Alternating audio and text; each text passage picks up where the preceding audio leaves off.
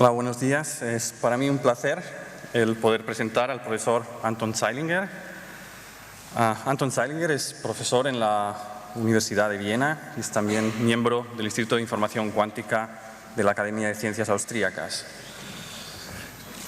Como científico, pues tiene un montón de aportaciones que aquí no quiero enumerar, y cualquiera puede mirar su currículum y verá que es un físico excepcional. Aquí simplemente en la presentación quería mencionar algunas cosas, algunos puntos que lo hacen un físico y una persona muy especial. En primer lugar, el profesor Zeilinger es un físico teórico y experimental. Ha hecho contribuciones muy importantes, tanto teóricas, que van desde los fundamentos de la física cuántica hasta aplicaciones, hasta filosofía relacionada con la física cuántica, y también ha hecho un montón de experimentos que son el buque insignia, de alguna forma, de nuestra comunidad, de la comunidad de los que trabajamos en información cuántica. El segundo punto es que dentro incluso de la física experimental ha trabajado en muchas disciplinas, normalmente en el campo de la física atómica, física con fotones, etcétera, etcétera. Cuando existe un experimental que hace experimentos sobre computación cuántica, comunicación cuántica o algo así, pues trabaja con un tema, pues, o bien con fotones, o bien con átomos, o bien con lo que sea. El profesor Zeilinger ha trabajado con neutrones, con fotones, con átomos, con moléculas, y yo creo que no existe ningún caso que se haya dado de un físico que haya trabajado con tantos sistemas distintos, tan distintos, y haya tenido pues tantos resultados experimentales. Por otro lado, desde el punto de vista teórico, también tiene el reconocimiento de la comunidad y ocupa un puesto muy singular que pocas personas lo tienen. De hecho, existe un estado cuántico que lleva su nombre, el estado que conocemos como GHZ, es un estado entrelazado, los llamamos entrelazados, y la Z viene de Zeilinger, ¿no? Es su nombre. Además de todo eso, es una persona muy popular, no solo entre los científicos, sino también entre el público en general, y él se ha puesto mucho énfasis desde el principio, desde que ha estado trabajando, en llevar a la sociedad los experimentos complicados y las teorías que ha desarrollado. De hecho, en Austria es una persona muy conocida. Cuando uno coge un taxi, pues es muy posible que el taxista le hable de teletransporte y le hable de Anton Zeilinger, o en Alemania también, y esto me ha ocurrido a mí, y es algo también muy singular. Y también pues tiene un montón de premios, y premios que no son usuales para los científicos. De hecho, creo que fue nombrado el nombre del año en Estados Unidos junto con el alcalde de Nueva York, el señor Giuliani, y los bomberos de Nueva York en el año después del 11 de septiembre del 2001. Así que es una persona que tiene mucha popularidad, no solo entre los científicos, sino entre la gente no científica. Bueno, y con esto me gustaría dar paso al profesor Zeilinger. Muchas gracias.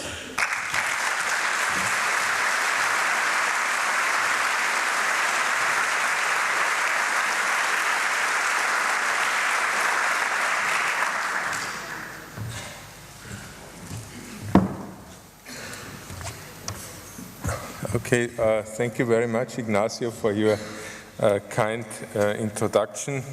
I don't know what the taxi drivers actually talk about me, but that is a different question. I'm very happy to be here. I'm very grateful to the Donostia Physical Center and its leaders and all the people who helped to put this really fantastic meeting together. It's quite unusual to have such excellent talks for such a broad auditorium, such that even I can understand what is being said in some of the presentations. So I chose for the talk today the title Einstein and the Quantum World. Today, in the background, you see one of the experiments which was alluded to in Ignacio's introduction. It's a recent quantum teleportation experiment, but don't worry, you don't have to understand everything which is on the table here. Now let's go back. We are celebrating 100 years of the famous Annus Mirabilis, the wonderful year when Albert Einstein wrote his seminal papers. We heard some of the history already yesterday. Here is the first paper which Einstein published in that year. It is the paper where he proposes particles of light, which later by the American chemist Lewis were called photons, but that took until 1926. This is the first paper he published in that year, and in a letter Einstein wrote in the same year to his friend Habicht, one of the members of his Academia Olympia, that this paper is very revolutionary. And it is actually the only paper, as far as is known, the only work which Einstein himself ever called revolutionary in his whole life. So it is quite apt, it's quite fit that he received the Nobel Prize for this paper rather than the prize for relativity theory.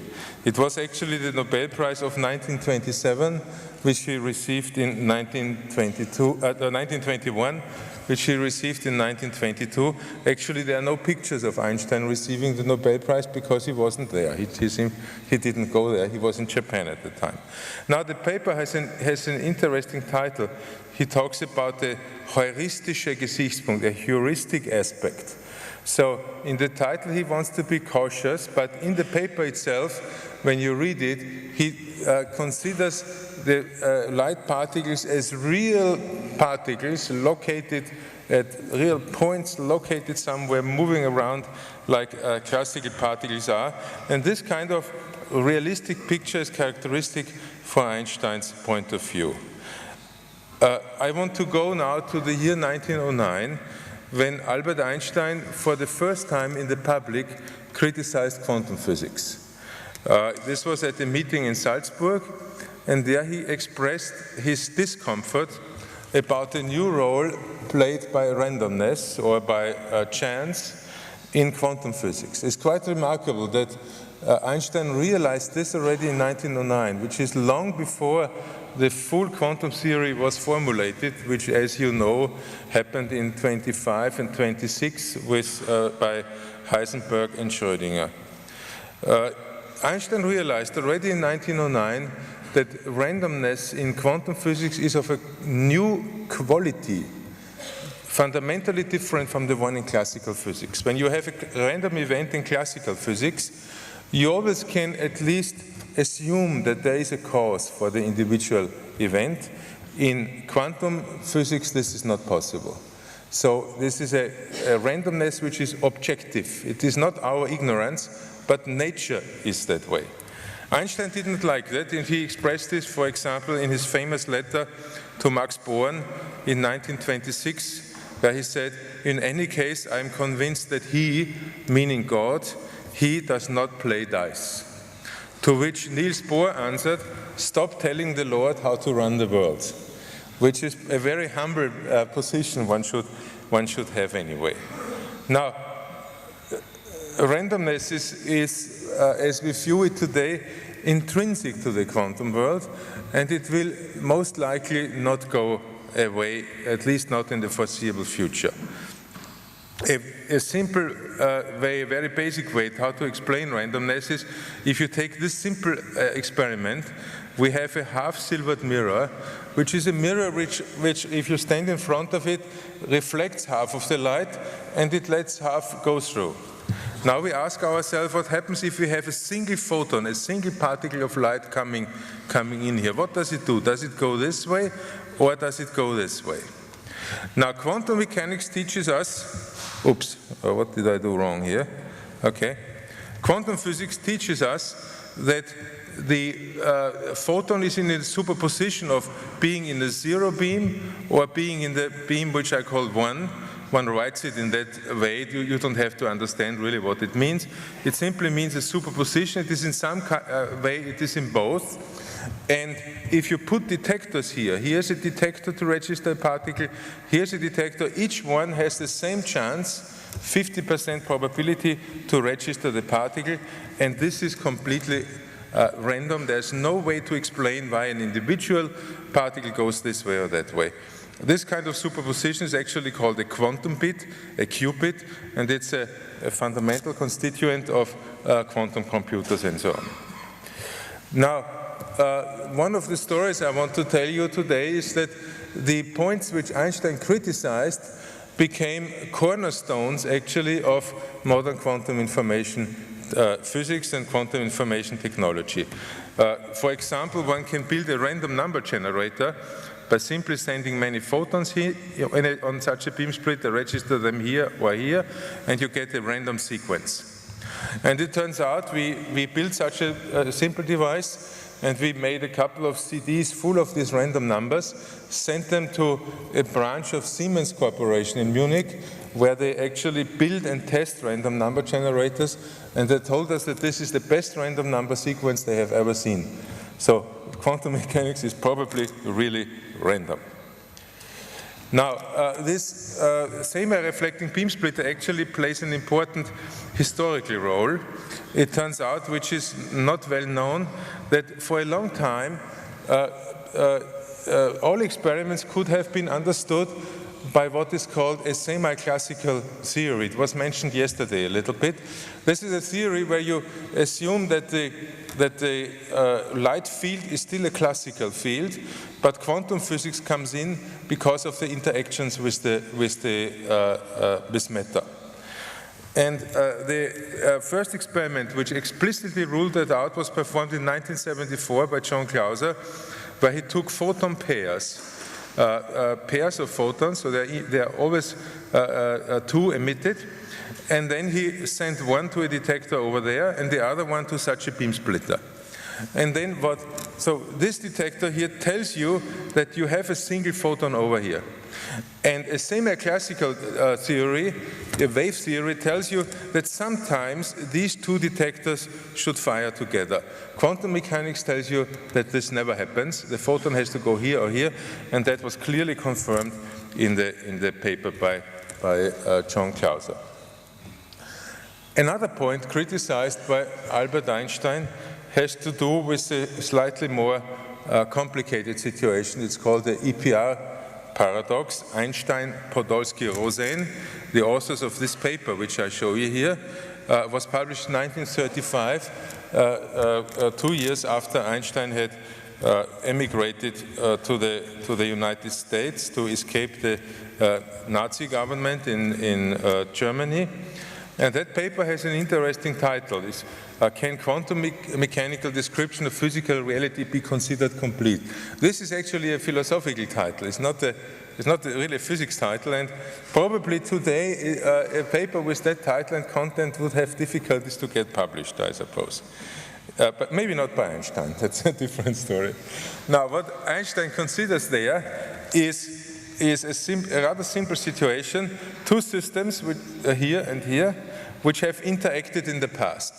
And then what happens according to quantum physics is that a measurement on one of the two systems, say this one here, influences instantly the quantum state of the other one. So this is faster than the speed of light.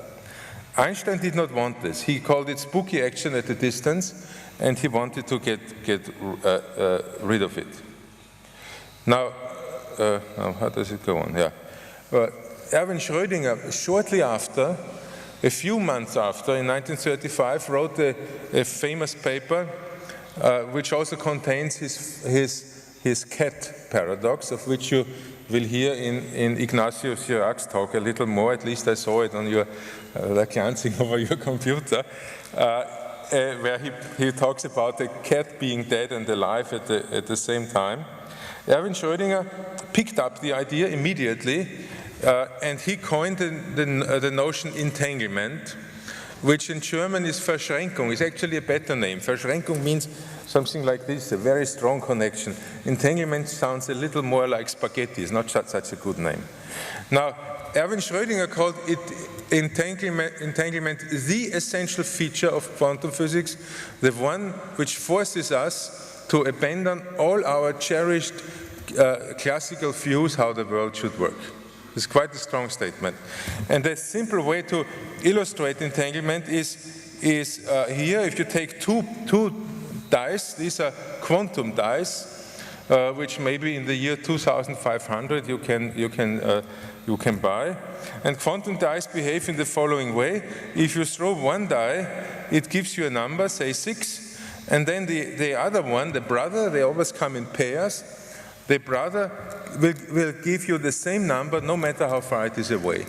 And Schrödinger, in simple words, in that paper says, how can it be that you have two events which are completely random? You know, we'll just learn that there is randomness, that we cannot explain which event happens here. Two events which are completely random turn out to be fully identical.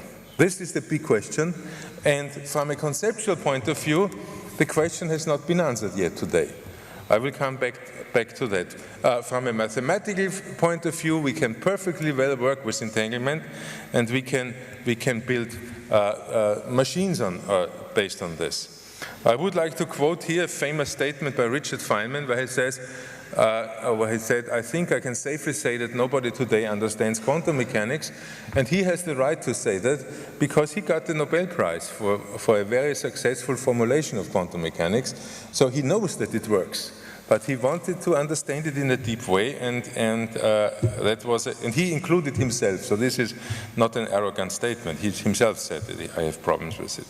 Now, based on these conceptual questions, since about the 1970s, experiments started, roughly 1970s, which became technically possible at that time, mainly because of the invention of the laser, but also because of nuclear reactors and so on, where people were able to do quantum experiments with individual quantum systems, with individual quantum particles, not just ensembles. And these experiments, I would underline, were really philosophically motivated. They were motivated by the curiosity whether the world really behaves as quantum mechanics says. And to the surprise of everyone in the field, I would say, since the 1990s, new ideas started to emerge based on these experiments for a new information technology. And I will tell you a little bit about that now. The turning point was Bell's theorem, John Bell in 1965, who investigated pairs of particles. I show you here a simple situation. We consider pairs of photons, two particles of light, which can be entangled, for example, in polarization. So you can measure the polarization. Here's a device which allows you to measure whether the photon is horizontally or vertically polarized, and here the same. And when this source produces pairs, many pairs, you will notice that it always turns out that the same polarization show up on the two sides. Such a situation you can easily make in the laboratory. Now the idea then is, and that was the starting point of Bell's paper, to assume that these pairs are born in a way that it is determined which polarization they show in the end. And it turns out that this idea does not work. This idea leads to a conflict with quantum mechanics for statistical correlations, for cases where you do not measure the same polarization at both sides, but polarizations at an angle. Now this led to experiments. The first experiment was Friedmann-Clauser in 1973, very famous, very beautiful. Other experiments by Aspect and Grangier in the late 70s and early 80s, and we now know that quantum physics cannot be understood by assuming that what you see in an experiment shows you some feature, is determined some way by the property of a system before you do the experiment. How to make entanglement? Here is one possible source of entangled states. Just to show you how it works, you take a special kind of crystal, send in a strong ultraviolet laser pump, and then a photon in there it's nearly like a decay, can decay into pairs of photons, which along two directions, A and B, are entangled in polarization. So none of the two has any polarizations on its own, but if you measure one, it assumes a polarization randomly, and the other one is then immediately projected in a corresponding state. The maximal contradiction between quantum mechanics and local realism, so to speak, is what Ignatius Chirac mentioned already, the three-particle entanglement case, also called GHZ state. And the other situation is rather simple. You have states of 3 photons which are entangled in a very special way in polarization, and then for one specific kind of measurement, quantum mechanics and local realism make completely different prediction. And this is very simple, actually. Suppose you observe for the first photon that it is horizontally polarized, and for the second photon that it is horizontally polarized. Then quantum mechanics predicts the third one to be horizontally polarized, but a realist, a classical physicist, would predict that it is vertically polarized. So the contradiction is not statistical anymore, but is a definite contradiction, which shows us that classical physics is not even valid in those cases where you can make definitive predictions, which many people had thought before. Now I will come to the connection to information, which, as I said, was the big surprise. The first idea was in 1970, and it was not actually realized by people in the community. It was an idea by Stephen Wiesner in 1970, and it took him very long, until 1983, to be able to publish it. I understand that he got help for publishing it from Charlie Bennett. Now, what Wiesner invented is something which still does not exist, but I'm sure it will exist someday. I'm very optimistic what concerns the technology, is uncopyable quantum money. It is money which, in principle, you cannot copy. So it is safe against forgery. And the idea which Stephen Wiesner had was to print the number on the banknote, not in usual numbers, but in qubits, in quantum bits, in these funny superpositions which I mentioned before. And what this quantum money utilizes is the fact that quanta cannot be cloned. It is known, it was shown, it is implicit in the paper by Wiesner, and it was shown later by Wouters and Zurek, that you cannot, in principle, never build a machine which can clone arbitrary quantum states. Which also means that nothing can be cloned, because we all consist of quantum system. So the cloning of Dolly, of the sheep, is only up to a point. There's always a limit to cloning. But the important point is that the Wiesner paper contains all the important connections to quantum information, with one exception: it does not contain entanglement yet.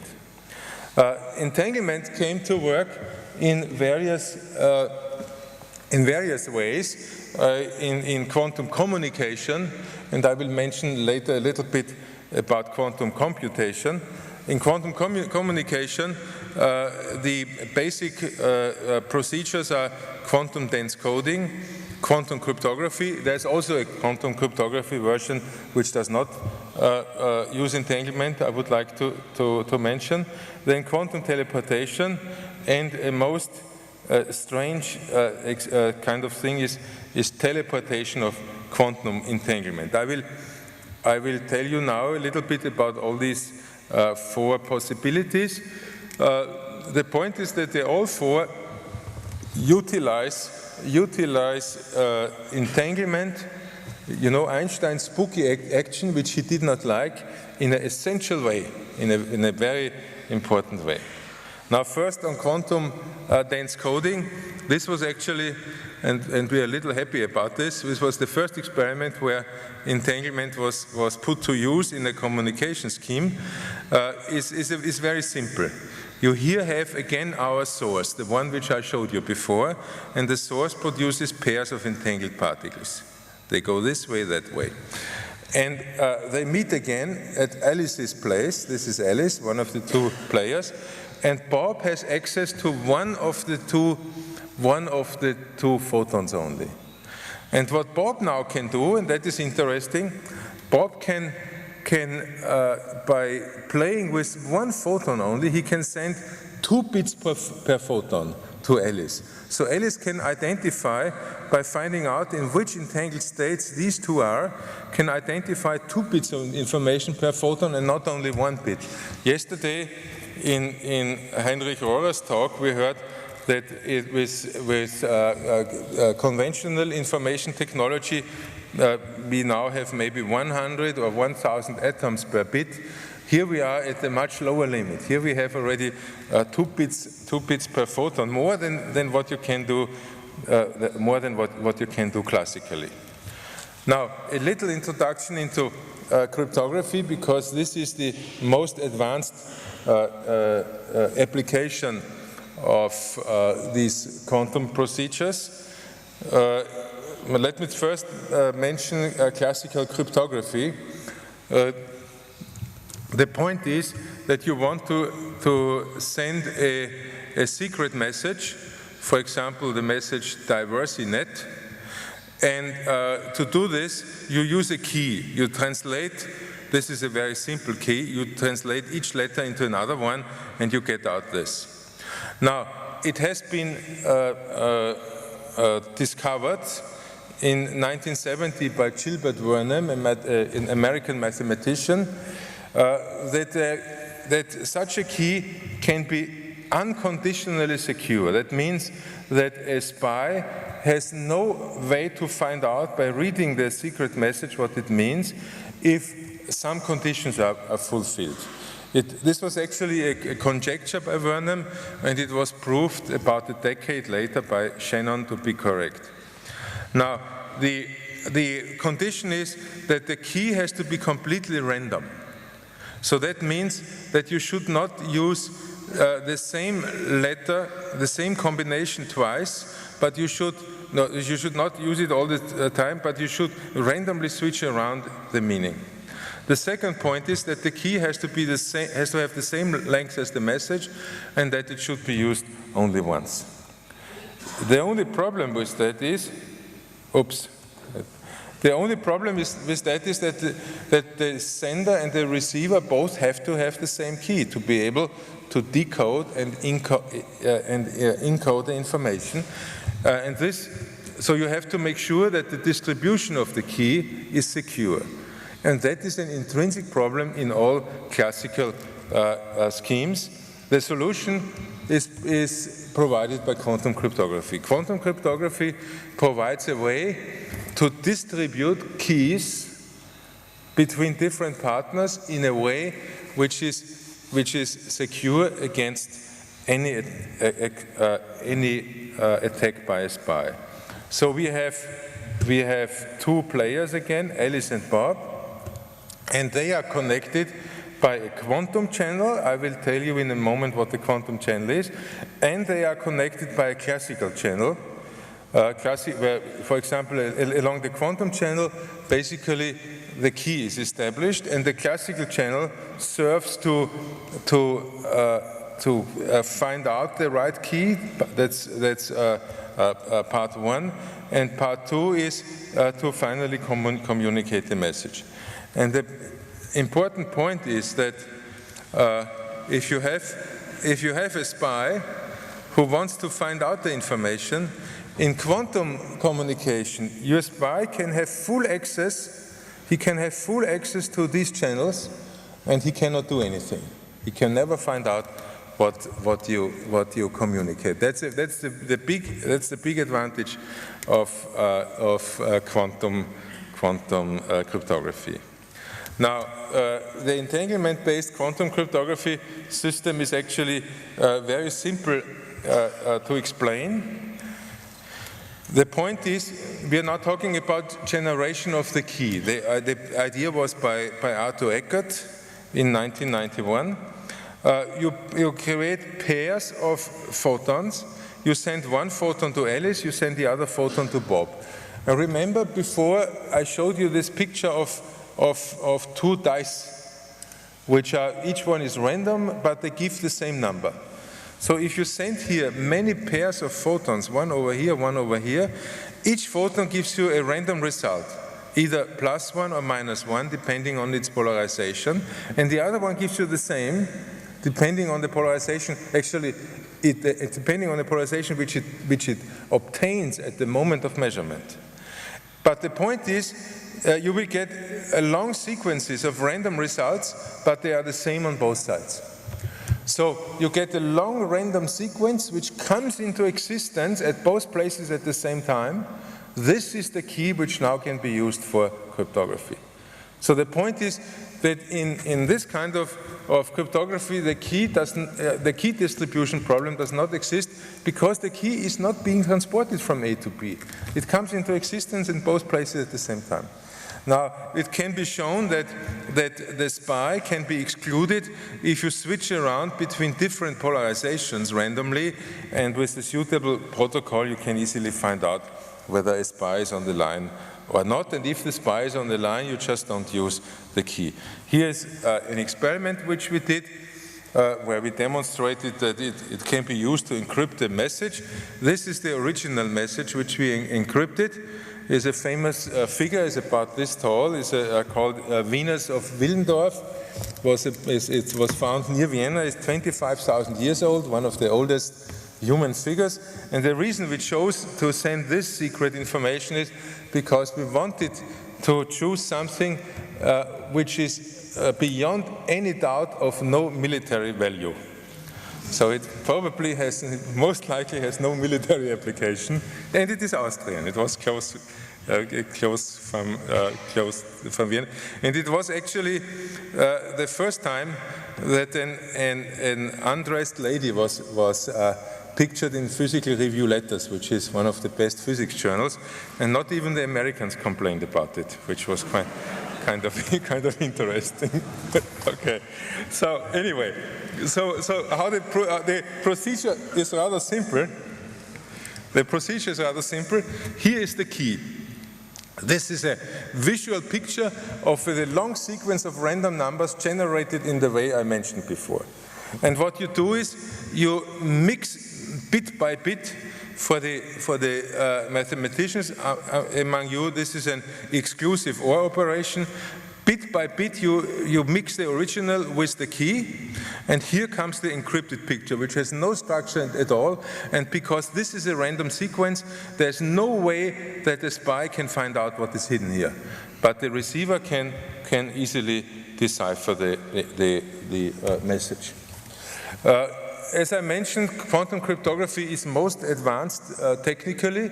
There are large programs in Europe, but also in Japan, to develop turnkey quantum cryptography systems. You actually can buy simple systems already, but the goal is to develop systems which can be connected to existing systems in banks. I mean, most of the cryptography is done in the commercial sector. So banks can exchange secure information. The point is that the data rates are rather low. So the strategy is to exchange sensitive parts of classical keys in a quantum way and change classical keys maybe every minute or something like that. Here's a bank transfer which we did a year ago. It was the first real bank transfer where real money was transferred with equipment which was connected to the bank computers from the City Hall of Vienna through an underground system where the cables run to the headquarters of a bank.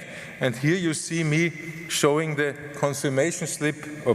Showing the confirmation slip of the bank. You cannot read it, but it's the confirmation printout that the 3,000 euros which the city of Vienna donated to us actually arrived at our account, and we have spent the money already by now.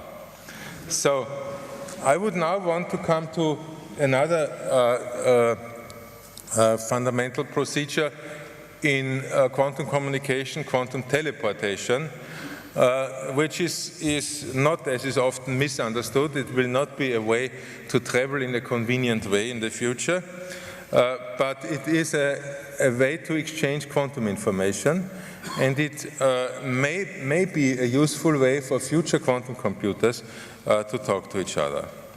Now, the idea which was proposed by these 6 people Bennett, Brassard, Crépeau, Josa, Perez, and Wouters in 1993 is a very interesting one. The problem is, suppose you have our two players again, Alice and Bob, and Alice wants to send to Bob a system in a quantum state, she has no good connection at the time, let's suppose that. So Alice could, in principle, measure the system, tell Bob all the information carried by the system, and Bob could reconstitute this. But quantum mechanics tells us that such a procedure is not possible, because of what is called the Heisenberg uncertainty principle. There's a famous quote when you look at these movies, the Star Trek movies, where they teleport people all the time. They were aware of this Heisenberg problem, and they built into their teleportation machine what they call the Heisenberg compensator. And at the press conference, one of these people was once asked, how does the Heisenberg compensator work? And his answer was, very well, thank you. So this is a perfect answer. A politician couldn't do better, I would say. But what quantum teleportation is a very interesting way of transfer. So the basic point is, it is impossible if you have a single system by measurement to determine fully its quantum state, with very few exceptions. Okay? What quantum teleportation does is it provides a way to transfer all the information carried by this system over to another one without that information ever being determined. And that is quite strange. How can you transfer information from a system from one to B without that information ever being printed out, ever being present in some way? And this is done by using entanglement. So the entangled pair is the quantum channel here, and what Alice does is she entangles the photon she wants to teleport with one of the entangled pair. By that procedure, the information, the quantum state carried here, is transferred to Bob's system, but in 4 different ways if these are two-state systems, because there are 4 kinds of entanglements which can come out here and which Alice cannot control. So Alice has to tell Bob which of the 4 entanglements came out with a classical channel, and Bob has to apply an operation onto his photon, and out comes the original. This randomness, actually, of this state here makes sure that that scheme does not violate relativity theory. The point being that in some cases, this photon here instantly assumes the original state, but Bob doesn't know that. In order to be able to work with it, he has to wait until the classical information arrives. Here is a picture of our initial teleportation scheme. Here's the pump laser. Here's the pump laser coming out. Here's the pump laser pumping the crystal, producing pairs of photons here. This is the photon. This is the photon to be teleported, and here's the entangled pair. And we do the Bell state measurement here, and that provides for the following: that this photon here, when the Bell state measurement works, assumes the properties of the photon which you adjust there. I should mention that there are a number of teleportation experiments now with various schemes done at Caltech, at Aarhus with atomic clouds, at Canberra with continuous variables, at Innsbruck with atomic states, and so on. A more recent experiment, I should look at the time now, what time it is. Okay, a more recent experiment in Vienna, just to show that this could actually be used to communicate over long distances, was teleportation from one side of the river Danube to the other side of the river Danube, using an optical fiber which goes under the river in such a sewer, canal.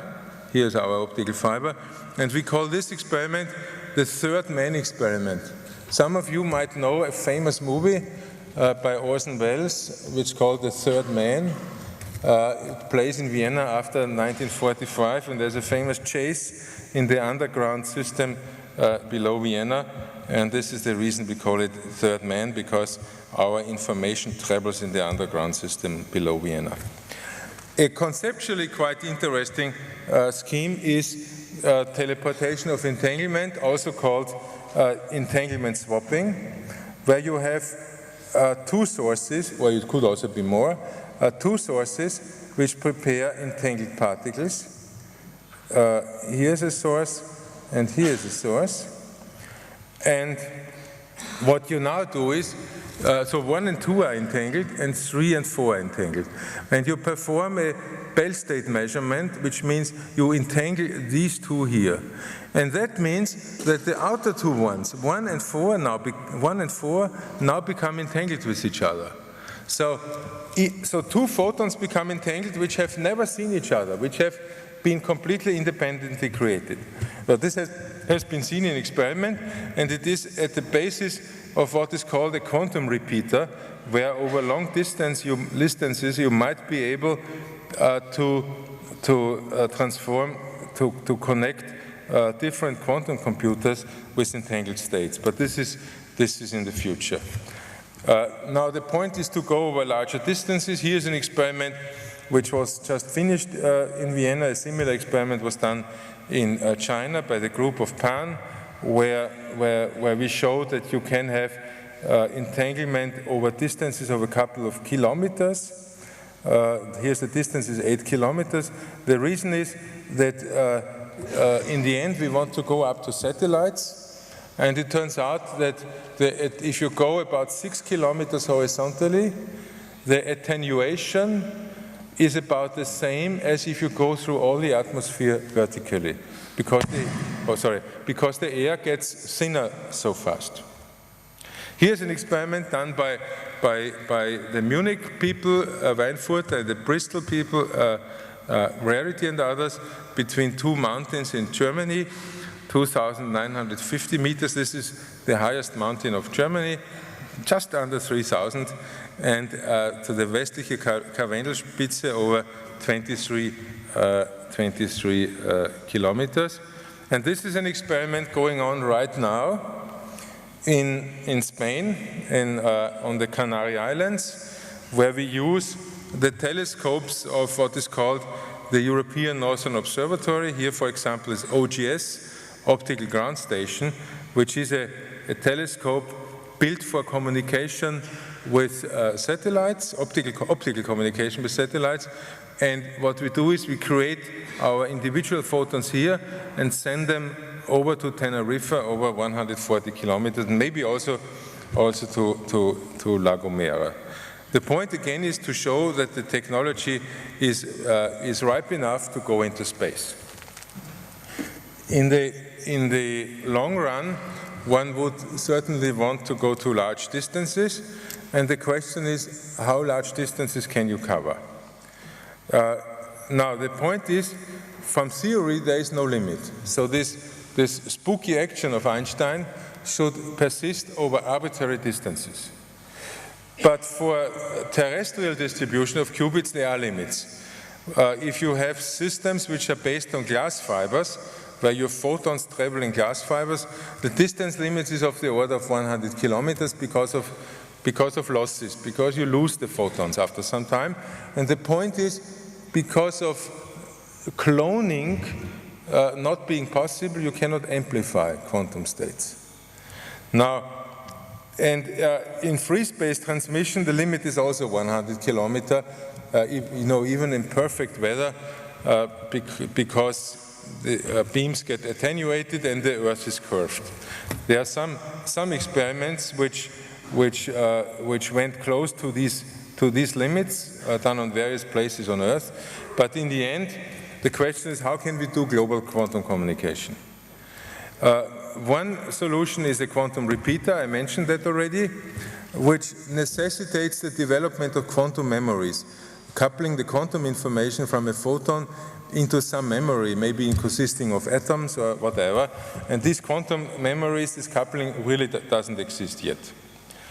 The other possibility is to go to satellites, using communication with satellites, and then you can certainly cover thousands of kilometers. For example, what one could envision a satellite which, through a quantum link, establishes a key between some location on Earth and the satellite, then moves over to another position and establishes the key there. And then because the satellite knows what he has done here, he can that way provide a secure key between two arbitrary positions on Earth. This kind of procedure is technically possible in principle, and we hope to be able to do these experiments in the not too far future. Sometimes this doesn't react. Here we go. So one of the things you have to prove is that you have to show that you can communicate with individual photons with a moving satellite, which is not so easy. You use special telescopes which have this capacity. Here's one such telescope standing near Bari in Italy. It's a telescope which can send a light signal up to this satellite. That satellite is called Lajeos. It consists of corner cubes, so it reflects the light back. And with the station, you can measure how long it takes the light to come back. This is used to measure precisely continental movements and so on. What we do in the experiment is we send pulses up, which are so weak that only one photon at most returns from the satellite. And we have some indication now. It's not completely definitive yet. We still have to look at the data more precisely.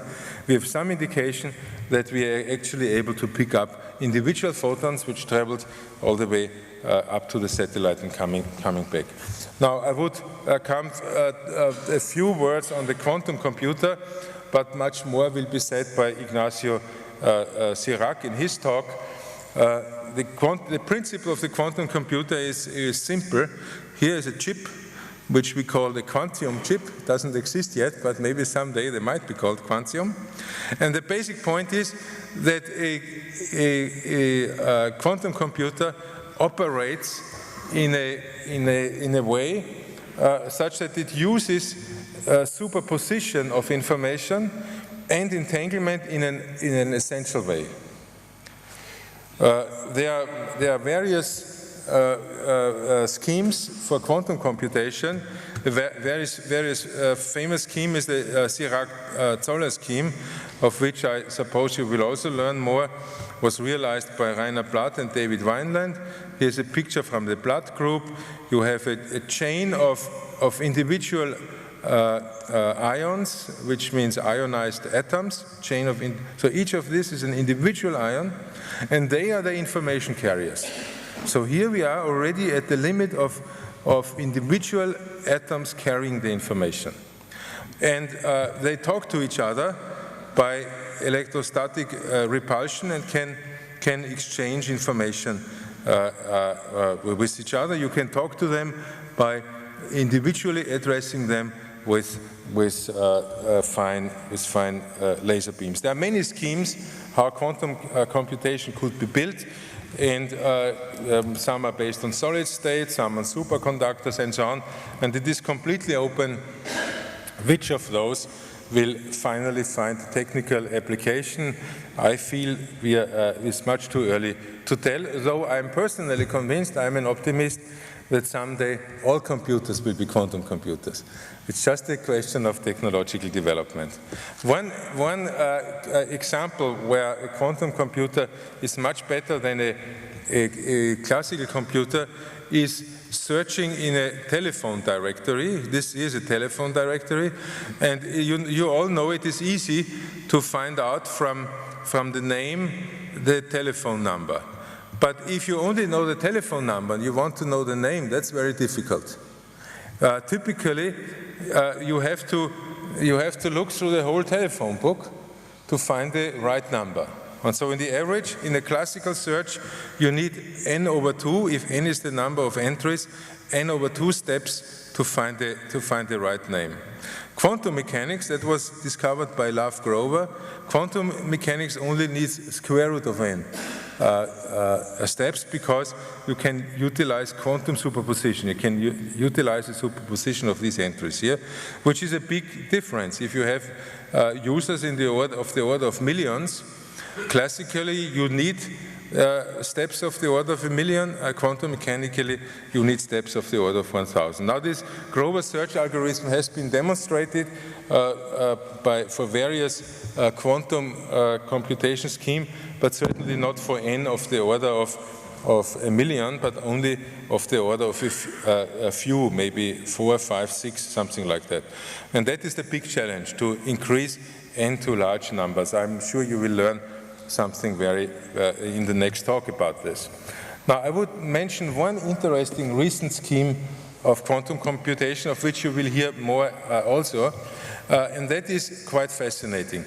If you look at standard quantum computation, and also standard computation, it always proceeds the same way. You have a machine, the computer, and you feed it with some input, and out comes the output. Now, what's called a one-way quantum computer, proposed by Rausendorf and Briegel, is something very different. You start with a very specific quantum state called a cluster state. It's a highly entangled state. And you start with the same state for every problem you want to solve. And the calculation then proceeds in such a way that the program tells you which measurement to perform on which qubit first. For example, on this qubit, you perform a certain measurement. And this measurement does two things. Number one, it takes that qubit out of the computation, but it also projects the other one into a well-defined, into a new entangled state. Then, depending on what the result here was, you do the next measurement, and the next one, and the next one, and that way you finally derive the quantum state to the final result. So this is a very different way of doing computation, one measurement after the other. It reminds me a little bit of the infinite library invented by Jorge Borges, the Argentinian writer, which is a library, it's a little novel written by him, a library which contains all the books which have ever been printed and all the books which will ever be printed, because it contains all possible combinations of letters. So it contains Don Quixote, but it also contains Don Quixote with all misprints, and so on and so on. Now, in a sense, this quantum state is this infinite library in a quantum way, and I find this conceptually very fascinating. Now, as I said, I believe that someday we will have quantum computers, even in our mobile phones, if mobile phones are still necessary then. But to predict the future is very difficult. Here's a famous quote from Popular Mechanics magazine, 1949, which says, where a calculator on the ENIAC, we heard the name ENIAC yesterday, is equipped with 18,000 vacuum tubes and weighs 30 tons, computers in the future may have only 1,000 tubes and weigh only 1.5 tons. Now, this prediction was not quite correct, as we know, because computers in the future look more like this. I want to finish with a brief remark on some other criticism which Einstein put forward. On quantum mechanics, this is quantum complementarity. Here's a picture of Einstein and Bohr discussing quantum mechanics. Here's a drawing made by Niels Bohr about what's called a double-slit assembly, where Niels Bohr wrote down what they discussed in this dialogue. And this picture was made by Niels Bohr, and I like it very much, because, for example, you look at the screws here. He shows the screws. And as an experimentalist, one likes details in the pictures. Today one wouldn't care to show the screws anymore, but they are very important because they keep the apparatus from falling apart. Now the point here is when you send in, for example, light, you get interference fringes, you get dark and bright stripes, because the waves going through the two slits at some positions extinguish each other and at others they enforce each other. This is quantum superposition. But the puzzle comes when, as Einstein raised the question, when only one particle at a time comes through. What happens then? Which slit does it take? And what would the picture look like? Now, quantum mechanics tells us, and this is confirmed by experiment, that you still get, if you collect many particles, you still get these interference stripes. So each individual particle knows if it's supposed to go through this slit, it knows whether the other one is open or not, because there are some places which it has to avoid. Now, today we have learned that this kind of language is very dangerous. Today we have learned that we should only talk about properties of a system if we actually measure them. And if you don't measure which of the two trajectories the particle takes, we are not allowed to talk about paths at all. I just would finish with mentioning some experiments where we show that this kind of experiment, this kind of phenomenon holds for very large molecules, for these carbon-60 molecules, where instead of a double slit, you have a grating here, a massive grating with openings in between. These openings are 50 nanometers wide. And you observe the distribution of the molecules in an observation plane using a special laser system. Here's the distribution of the molecules in the observation plane. At some you have many, at some you have few, then you have many again, and so on. These are just the interference fringes of the waves, of the matter waves of these huge molecules going through two slits at the same time.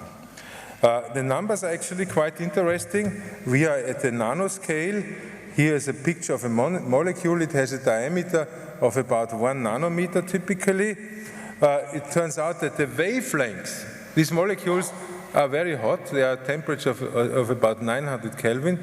The wavelengths of these molecules is only about 3 picometers. So it's much smaller than a nanometer.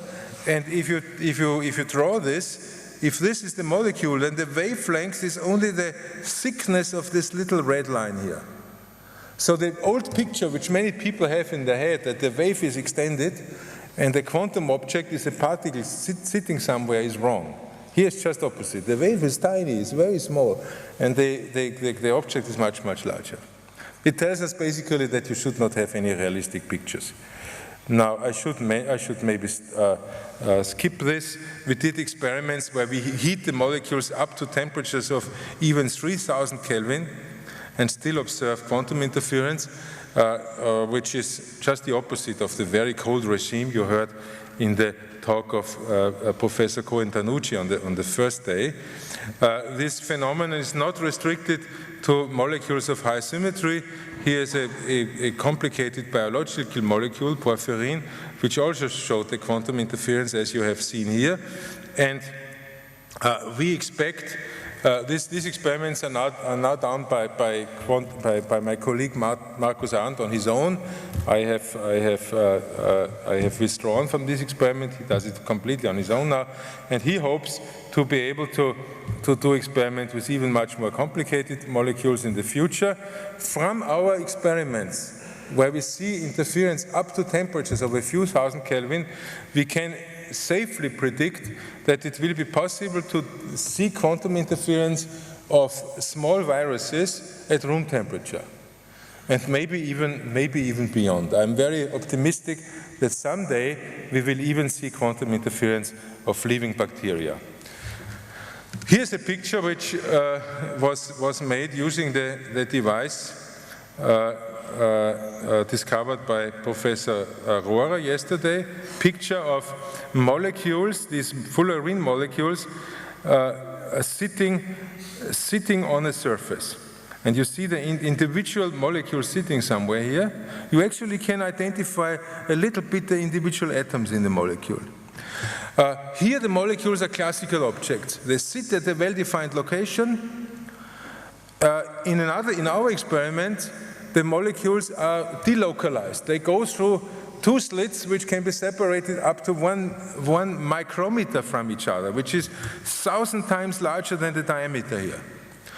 So what this tells us is that there is no objectivity to whether a system is classical or quantum. It depends on the experiment you do. In one experiment, the system can be classical. In another experiment, the same system can be quantum. And you, as the experimentalist, decides whether the system is classical and quantum. And this, again, I interpret in a very optimistic way as telling us that someday we will see quantum interference of very large systems. So this is on the internet is a picture which shows us that what might be ahead of us, that someday they will look for Erwin Schrödinger, who invented this cat paradox, not dead or alive, but dead and alive, a superposition of the two. So, to wrap it up, to conclude, I mentioned that in 1905, Einstein started with his idea of photons. He started with his criticism soon afterwards. Since about the 1970s, we saw philosophically motivated experiments. Since the 90s, the ideas of a new information technology came out. But I would say that in 2005, the conceptual or philosophical implications, what this really tells us about the world, are not fully understood yet. The question is still, how real is reality? The questions are, for example, is the moon there when nobody looks? This is a quote, actually.